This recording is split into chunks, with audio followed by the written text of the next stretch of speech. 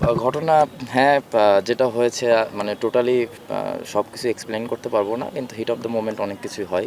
তারাও মানুষ, তারাও ভুল করে, কিন্তু আমার কাছে যেটা মনে হয়েছে যে তারা ভুল করতেই পারে, মানুষ মাত্রই ভুল, আমরাও করবো, বা আপনার প্রফেশন থেকে আপনিও ভুল করতে পারেন, কিন্তু আমার কাছে যেটা মনে হয় যে ভুলটা স্বীকার করা উচিত। আমি যদি ভুল করি আমি স্বীকার করবো, কিন্তু আপনি ভুলটা স্বীকার না করে আপনি যদি মনে করেন যে না এটা ভুল না, তাহলে এটা হয় না। সে অবশ্যই, তাকে আমরা রেসপেক্ট করি, সে ইন্টারন্যাশনাল আম্পায়ার, আমরাও ইন্টারন্যাশনাল প্লেয়ার। তো এখানে যারা ছিল আজকে ম্যাক্সিমাম ইন্টারন্যাশনাল প্লেয়াররাই খেলছে। তো এরকম বড় ম্যাচে একটা দুইটা ভুল ডিসিশন অনেক কিছু বড় একটা ব্যবধান তৈরি করে দিতে পারে। তো এটা নিয়ে কি হয়েছে এটা নিয়ে বলবো না, কিন্তু হ্যাঁ যদি হিতে অন্যদিকে যায় তাহলে অবশ্যই এটা নিয়ে মুখ খুলবো, ইনশাল্লাহ আমি খুলবো।